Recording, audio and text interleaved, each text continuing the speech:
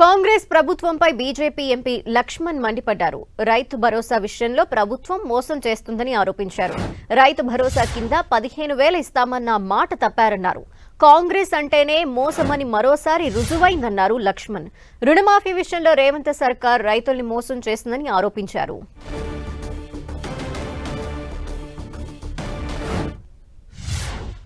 కాంగ్రెస్ ప్రభుత్వం రేవంత్ రెడ్డి గారి ప్రభుత్వం తెలంగాణలో రైతులను నిండా ముంచేస్తూ ఉంది.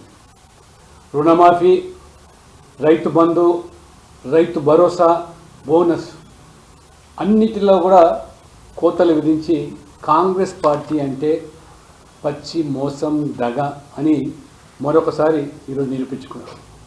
ఈయన తాజాగా జరిగినటువంటి క్యాబినెట్ సమావేశంలో భూమి లేని రైతుల కుటుంబాలకు 12,000 రూపాయలు ఇవ్వాలని నిర్ణయం తీసుకున్నట్టు, అంటే ఎన్నికల ప్రచారంలో మేనిఫెస్టోలో డిక్లరేషన్లో చెప్పిన 15,000 ఇవాళ వాటికి కోత పెట్టి 12,000 మాత్రమే మేము ఇస్తామని, వ్యవసాయం యోగ్యమైన భూములకు మాత్రమే పరిమితమని రేవంత్ రెడ్డి గారు ఇవాళ సన్నాయి నొక్కులు నొక్కుతూ ఉన్నారు.